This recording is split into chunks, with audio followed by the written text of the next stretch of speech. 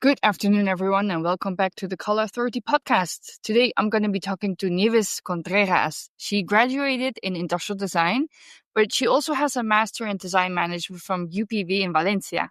She has developed a significant part of a professional career in Paris, France, collaborating with product design studios, creating designs and artistic directions for various sectors, from furniture to home appliances to luxury brands and anything that is connected. Since 2019, she has been the creative director of Lladrò, a Spanish porcelain company recognized internationally, where she's heading the creation and development department.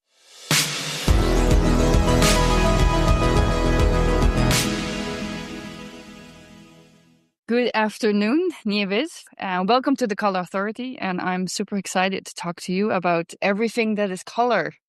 Well, thank you, Judith. I'm very happy to be able to talk with you about this subject. That's super interesting, and I know that there will be many things that we will be able to discuss about. Ask all my people on the podcast the same question, also about color. And I know you now work with a very colorful brand. I think every time I go to a show or an exhibition, I immediately know which ones are yours. But what is color to you personally? For me, color it's really an experience. I think I've always been interested in how we feel color, how we are surrounded by color. For me, it's like the most beautiful way nature expresses and is telling information, no, about the things that are happening. If the weather is nice, the sky is blue, or if the fruits are okay for eating, then you see the color of the fruits and you realize that they're mature enough, no, to be eaten. Or when you're ill, you see you're pale, and it's like a very interesting way and like kind of magical also. And I love also how you can connect with through color. I've always been very interested, and I think that the artists I really love the most are those who are working around color and around how color or even installations make you feel. They try to connect to your inner self through color, like James Sarrell or Marc Rothko or Anish Kapoor, Olafur Eliasson, Carlos Cruz Diez. Those are for me, those who connect with me in the most like direct way. So I love installations around light and colors. It's always been fascinating for me. Yeah. Did you see the exhibition here in Madrid, the Fundación Juan Marc? I was looking at that because it finishes now in June, and I was like, oh, I would maybe take a train to just go to the exhibition. I'm sure I've seen many of the works that are exhibited there, because I've always like been around exhibitions around about color and light. So I think I know many of the pieces, but experiencing them in first way, it's always so nice. Yeah, it is. I went a few weeks ago and it was really good. So yeah, you should really go. Talking about color and light, and then Carlos Cruz Diez, of course, with everything that's perception with color and light. It's a true inspiration. And of course, the more color there is, for some reason, we feel very inspired, I think, in arts and in design. Yeah, very true. Yes. You studied industrial design. You have been in so many different positions and companies. Now over here you are in Lladrò, but tell us a little bit about how your journey started with design. Like, why did you want to be in design as already as a child? Well, it started quite soon. I remember when I was 16 years old, our fine arts teacher in high school, took us to this exhibition in Valencia about Bauhaus. And I really didn't know about this subject, that this profession of designing things and doing like utilitarian objects like furniture or daily objects that we use in the kitchen or for many different things. And I discovered the school, the Bauhaus movement, the school, and all the great designers that had been working, Marcel Breuer and all the big people, no, because artists and the first designers, and I already knew that I wanted to do something about that. So when it came to choose the university, well, I knew already that I wanted to do industrial design, and I was so happy during the studies. And well, by the end of my studies, I had the opportunity to go to Paris to work. A teacher had a contact there in a design gallery that they were promoting young designers, young French designers. And I had the opportunity to go there for an internship and then getting to know the design world in France. And from there, I got engaged in a design studio with Marc Berthier. He was a designer, a furniture designer, doing also many things around electronical devices. And he took me into his studio. And from there, I worked also with Pascal Mourgue and got engaged in a small design studio, but they are very oriented through to innovation, electronical devices, and many objects that are connected with technology. So I had been like always working around design and innovation around many subjects, but also connected with craftsmanship because I've always been interested in the materials, and the way of doing things with the hands. And I had met during one of my visits in Valencia when I was already living in Paris, craftsman here that was working with ceramics. And I fell in love with the process, with the material, with his company. It was a very small workshop here in near Valencia, in Manises. And they were so nice and so passionate about their work. And they were doing classical things. So I proposed him to make a new line of work, doing contemporary designs, but using the same material, the same processes, and exploring, seeing what we could do. And it was a great experience for me because we created a brand.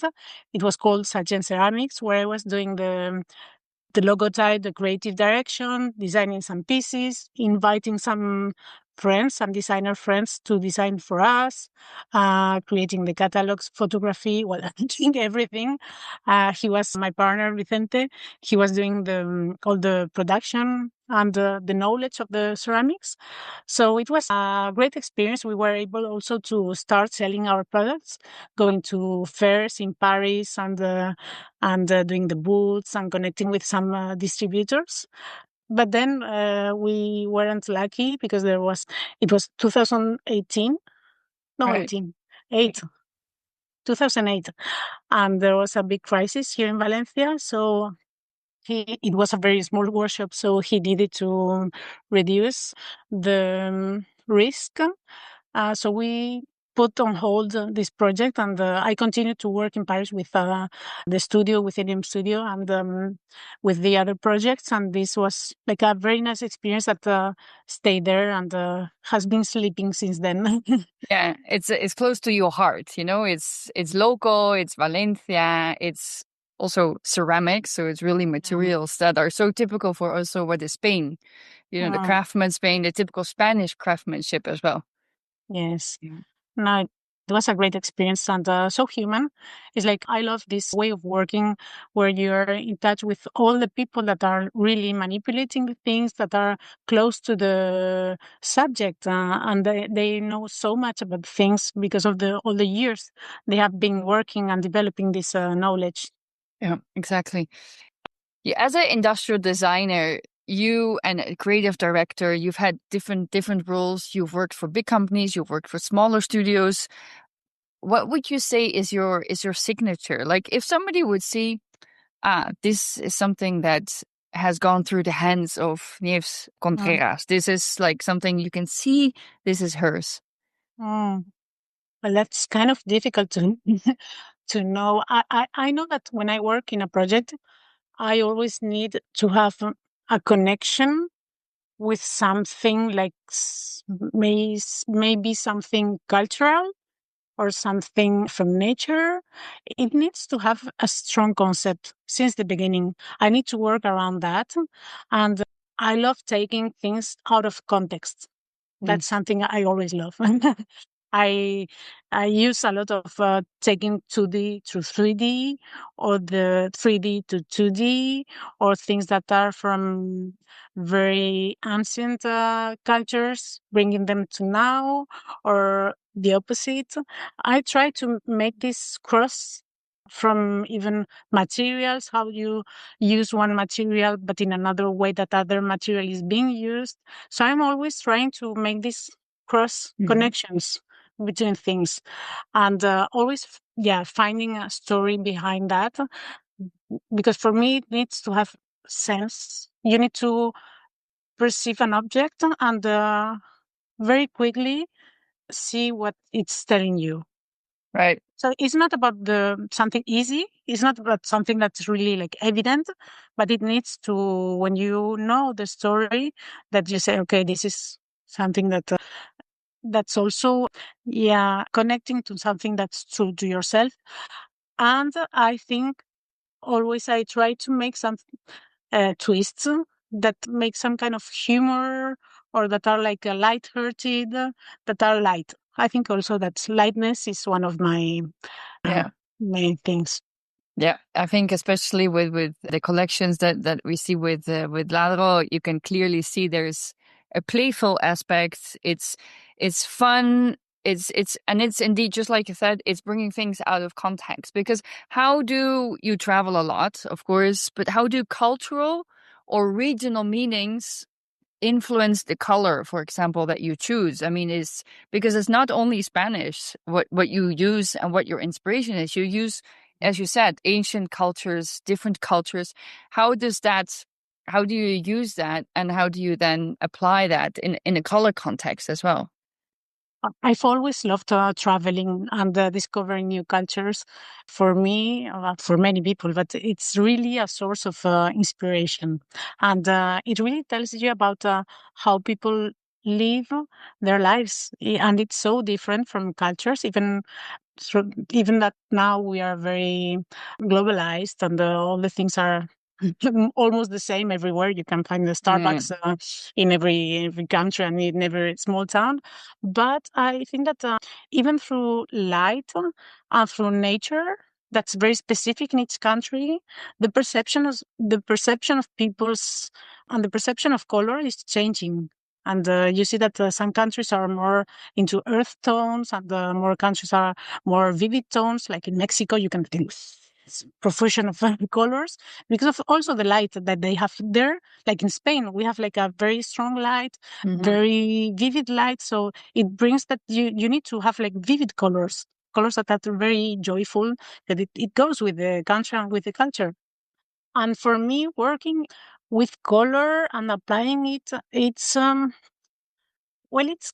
of spontaneous, and I would say it's something intuitive for me. So it's complicated to explain, but when we work in a project, also we try to put the color also since the beginning, because as we are working around a concept, I think it comes already, the concept with the color, with the palette, that we are going to work about that.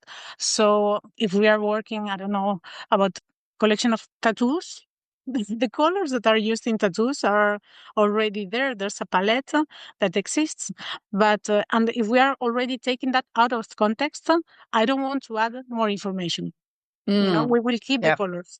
But then if we are like trying to take something out of context, then I will take maybe the sculpture, and then I will change totally the color.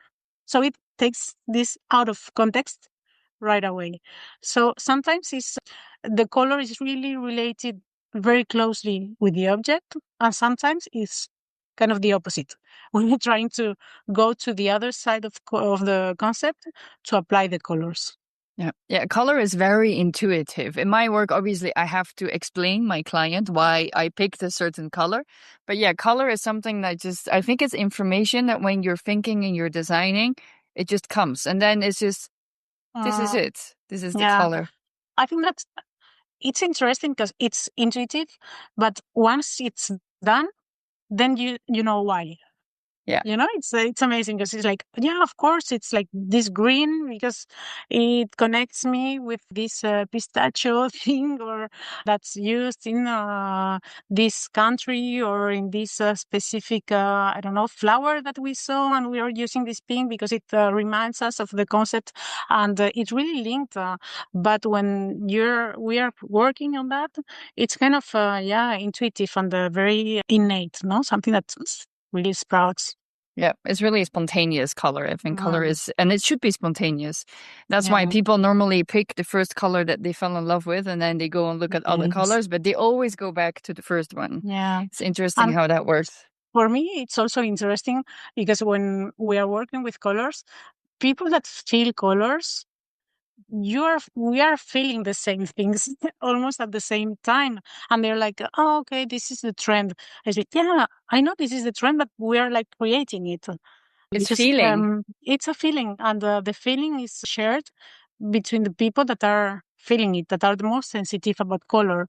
So we can see it in fashion, and they're not trying to, okay, which is the color that's trendy. It's like there's one designer that's thinking about earthy tones because of the return to nature, the roots, traditions, and then many designers around are feeling the same thing. So then all of a sudden there's this big trend that arises because all these people are Yeah. feeling the same thing at the same moment.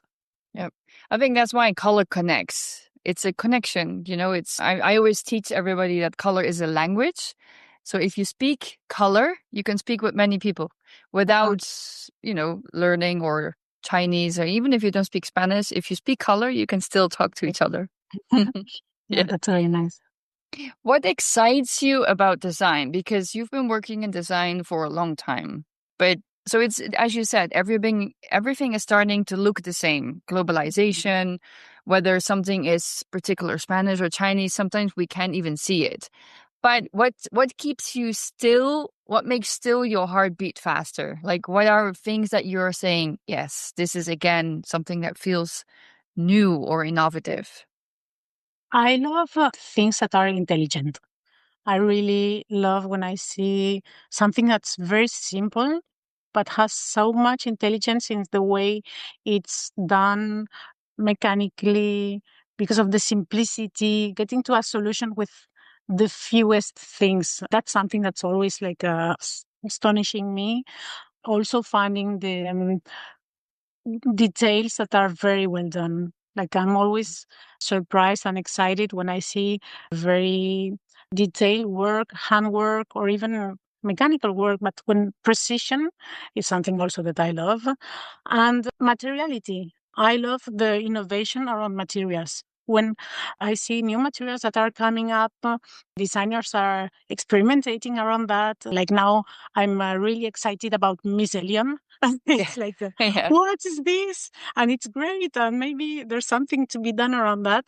And I think today there's a big challenge also about sustainability and how to find solutions to the problems that we are going to face and we are facing already, no, around the lack of materials and how we are going to engage in this future with the problems of of production and the lack of materials and all the pollution, well, and all these things. So this, then I think that as designers, there's a big field of exploration and of innovation of doing things that are smart and are Yep. using less materials and are intelligent and really have sense.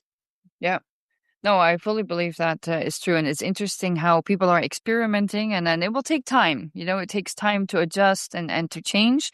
But I think it's also interesting, especially when you here in Spain, I feel, especially in the craftsmanship, there's a lot happening. And I think also generally Spain is growing. Like the design community, design world, it's growing. I think it's growing in importance. Spain generally is very popular currently. I mean, we can see that from obviously the houses, the prices, the tourism, of course. But what do you think makes Spanish design in that sense? What does make Spanish design so interesting and different perhaps on an international level? Like how do you feel that it is different? Is it the craftsmanship? Is it the the ceramics perhaps, or the clay that is being used?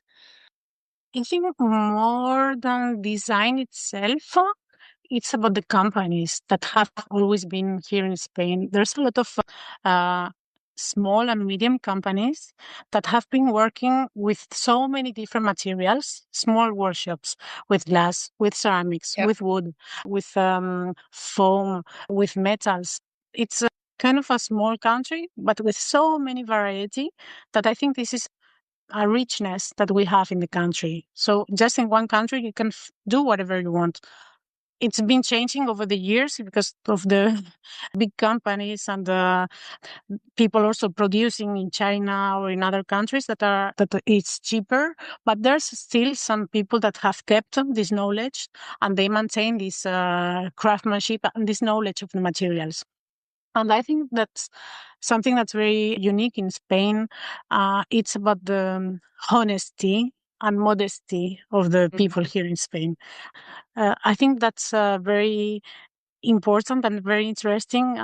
In Spain, people are really honest and modest when they are talking about what they do. It's not about doing out of fuss about nothing. No, they're really authentic when they say that they can do something, and the good quality. Also, it's been something that's very well known here in Spain.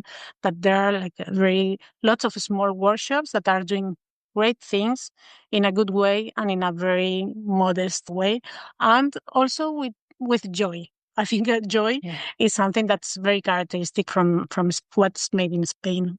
Yeah, I think it's just generally the Spanish have so much joy. It's been now a year and a half that I live in Spain, in Madrid, but I don't know. You guys always smile. You always laugh. There's a lot of optimism from it more. There's more optimism than where I was born in the Netherlands. And there's more optimism than in Italy as well, where I lived for 14, 15 years. I think the Spanish they have a different way of living. And I think that's what you see in the food. You see it in the materials. Yes.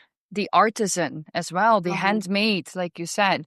And the handmade, I think, in Spain is beautiful, just like you said. But how can the handmade, because you try also with Lladrò to connect with artisans, craftsmanship, with the smaller workshops, like you said, not just go with big productions. How can you use the handmade and still be innovative? Because a lot of people in their minds, handmade is traditional. But how do you think you can use still something that is made small by hand and still make it new? Yeah. Well, for me, innovation, it will come also through this knowledge of the material and this preservation of nature and environment. And for that, I think that craftsmanship has all its interest, and it's really this knowledge that will be very useful, because we are not longer going to be able to produce and to consume in such big quantities things. We've been in these past years using and spoiling the resources in such a way, because they are produced in very huge quantities, so you're not giving value to what you're using. Even you take something, well, it's cheap, you throw it away, you don't mind. And that's losing also the sense and the consciousness of things, and of where the things come from, and all the resources that have been used just to make something. So I think that craftsmanship, it gives this value again to objects. For sure, it will be more expensive, but you know who has been doing that object. You know that there's someone behind that. You know the resources where they have been taken from, and you're valuing this, and this object will be with you for a long time. You're giving value to that. So I think in that sense, that's where I think innovation can come from. Craftsmanship, it's like a kind of going back, but with a new vision, because we will be able to just change the things. It will be made by craftsmen, but the use will be adapted to what we need today or what we will need tomorrow. So I think in that sense, and there are lots of things that can be done with smaller teams. You can use new technologies like 3D printing. You can mix it with craftsmanship. You can mix it with laser cutting. You can mix it maybe with AI. I don't know. There are many possibilities that can be done when there are smaller people working with that, and they are very close. I think also coming back to the territories and doing things that are near to you, that are produced really in your town or in your city by craftsmen, that can be a very big source of innovation. Yeah.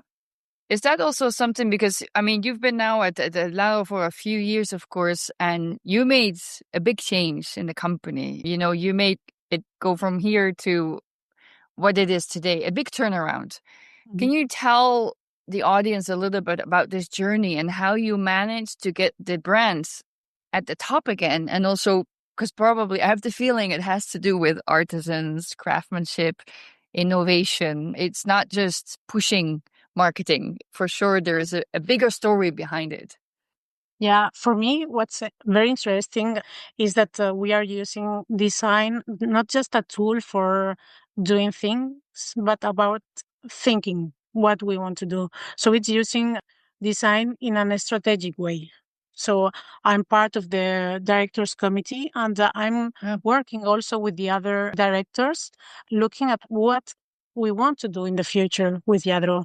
So the owners of Lladrò, they have that in mind, that you need to know what you want to do, and it's just not just about if I like this object, I don't like this object. It's what's our goal and what we need to do to achieve that goal. So that's using design in a very strategic way, and knowing that all the people that are working in Lladrò, we are going to the same direction. All the we as creatives, but also the marketing, but also the commercial people are aiming to go there, then it's easier Yeah, when of you have all course. the team that's involved.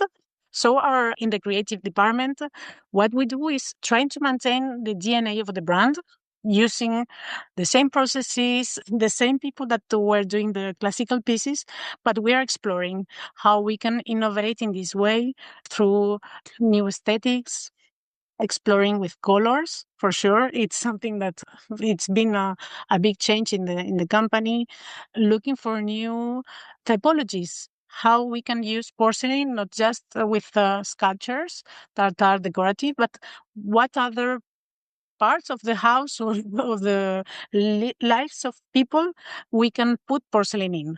So lighting is a very big field for us where we can use our porcelain because of the qualities of color, shapes, translucency, and we can create decorative objects but are that are useful also for using like a porcelain in jewelry or doing candles, and exploring all those fields is a very big way of innovating. And also in the last 3 years we have started working also with artists, so going into Yes, the art field, for me, it's also something super interesting because it's giving also the artists a new material where they can experiment and they can bring to life their universe, the creative universe. And as we are working in a very handcrafted way, we can make even unique pieces true. that are not like in big series. We are doing very, very small series. And then we are connecting with the art collectors, the art galleries, the art world. And then that's also expanding another field for us. That's super interesting. Yeah, the art world is obviously it's connected to what is design, of course. And I think they're even becoming more intertwined. There's a lot of designers that call them artists and the other way around. But I think it's very interesting of the many collaborations that you've done lately. But I think especially the art part, it's exciting, right? It's something completely new for Yeah. you and for the brand, of course. Yes. No, it's a journey where we are experimenting. We are learning also because it's not it's not simple. It's No. not like the commercial world or even the world that was before in Lladró. It's another way of doing, but it's so exciting, and we see so many possibilities that can be done. And also working with artists, it's kind of special because they are like designers. I think we are used to blend into companies and to know from the inside and trying to adapt. And an artist, he has his universe. So it's very important that you're connecting his universe that needs to be preserved and really put into value. So it's like a melting, it's like co-branding, no? It's not like they are doing something for us. It's something that we get to an agreement between the brand and the artist, and then trying to connect these two worlds to do something together. Yeah. No, I totally agree. I've worked in the art world for a couple of years. It's completely different. Wow. I miss it. It's a beautiful world. Yes. You've done wonderful collaborations over the last couple of years with amazing designers, like, of course, our Spanish Jaime Ayon, Paul Smith, Marc Antonio, but also Lee Broom. I saw the beautiful lights that you did in the collaboration with Euroluce. What do you look for? So when you're looking for a designer from the brand's perspective, what does an artist or a designer, what are you looking for? Like the maybe keywords of characteristics. What does this person need to represent? It needs to have a very strong identity. I think that's something also that's very important for us because we are porcelain. It gives you so many possibilities that then the artist needs to have like a very strong universe, visual identity that you can connect really in like at first sight. You need to see, okay, this is Lee Broom, or this is Marc Antonio, or this is Naoto Fukasawa, or this is Marcel Wonders. We are always working with artists or designers that have this signature that's really, really visible.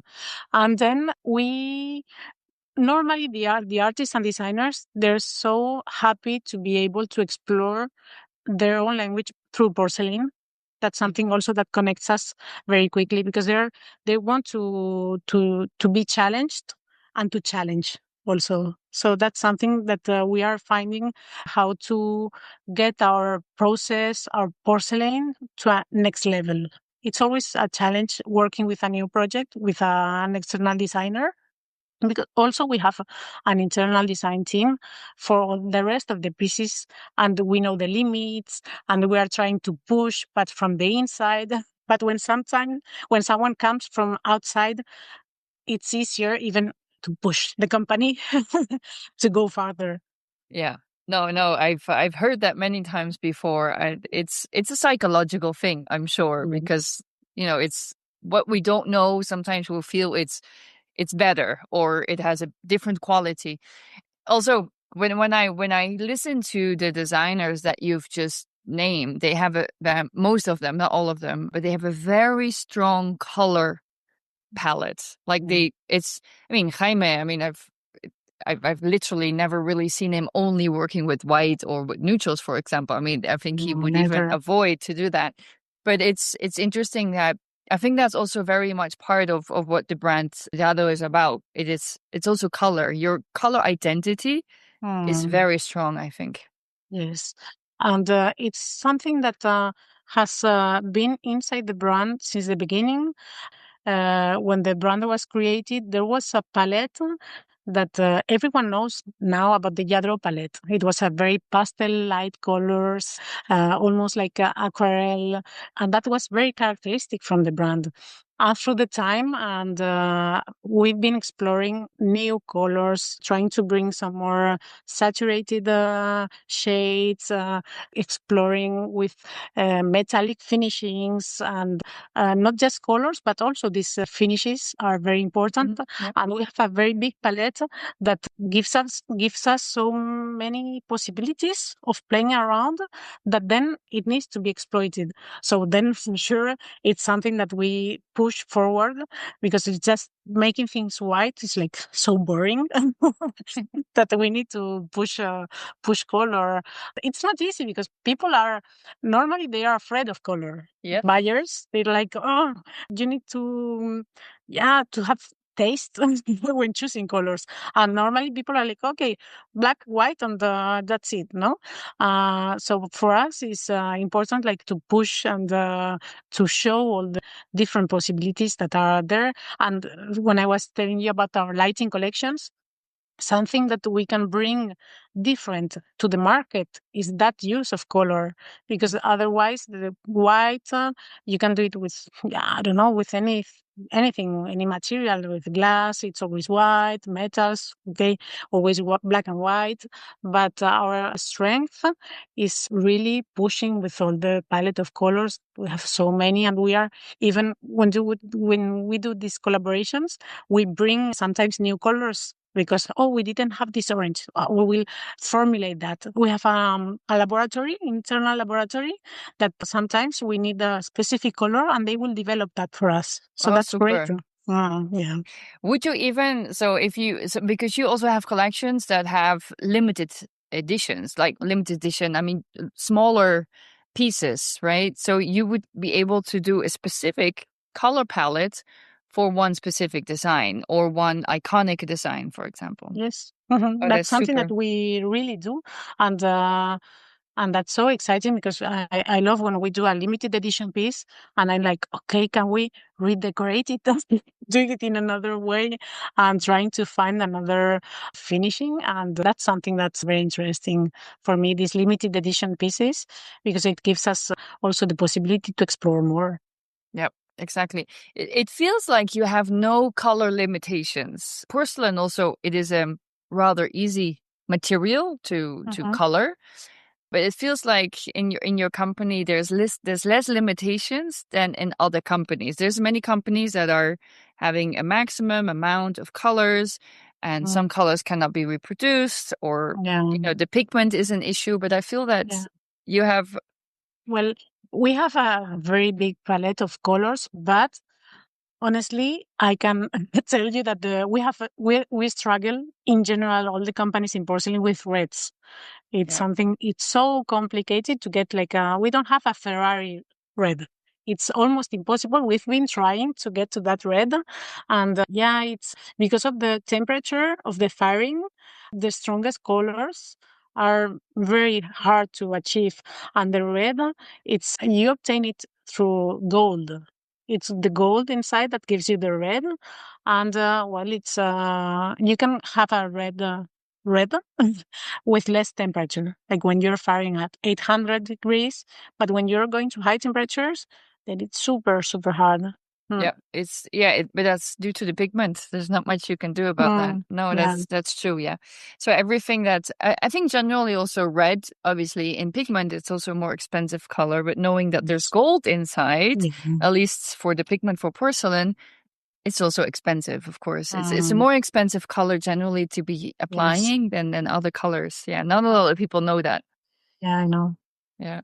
Yeah. It's funny how that is. How do you hope that your designs are impacting people or the design community? Like, what is something you want people to feel, or how they feel impacted when they see some of your iconic designs or colors? What I love is that people connect with the pieces that we do. I've always been, when people love and they really have an emotional connection with the pieces that we do, that's for me the most accomplishment, the biggest accomplishment that I can have. And in general, for the design part, I think that for me it's important to see and to understand how through design, through a strategic design, you can also change the direction of a company. It's not about superficial using of design, or just doing one thing with a designer. It's really something that for me needs to be integrated in the culture of a company, to be consistent and through the time, with a really long vision term. And then I think that's, for me, something that's really important is, to use design in the right way, and to see that it can really help companies to position it and go forward. Yeah. I think especially the long-term strategy, like you said, I think that makes makes it very different. A lot of people are looking for next year, the next 3, 4, 5, but they don't really have like a 10 to even. It would even be better if they have a 20-year, but there's not. It's always a little bit about next year sales, not about the longer strategy. And I think that makes your work so different. Yeah. Yeah, exactly. What changes would you like to see in the Spanish design industry for the next 5 to 10 years? Thinking about strategic thinking, or where do you think the Spanish market will be growing in the next couple of years? And what does it need to grow? Yeah. I think about sustainability. It's like our biggest challenge in the following years. How to produce less and consume less and find better solutions in a design way. Not just producing things. Like design can be applied also in like strategic thinking, design thinking, service design. I think we have so many challenges that just working around projects and still consumers things is going to be outdated. It's something that it's going to be over in a few years. And I think that reflecting in things that make sense and things that are useful for the communities. And we are also we are all getting older, and the elderly are going to be a very big part of the societies. So also I think that we need to start thinking about how are we going to handle that part. So the challenges for me in the following years, sustainability, finding services, and also let's see how AI is going to change our world, because I think it's something that is going to have a very big impact in all our lives and the companies for sure. Yeah. No, especially I think right now there's a lot of positive and negative. There's a lot of people that have obviously started using AI, but I think we have not yet understood the impact. We're not there yet. No, I think it's hard to imagine the impact because it's going to depend on so many things. For sure, our regulation is going to be needed to have a responsible use of AI, but I don't know. It's growing so fast that even the regulations are going to be so slow that it's going to be like in 5-10 years a very big buzz about that. And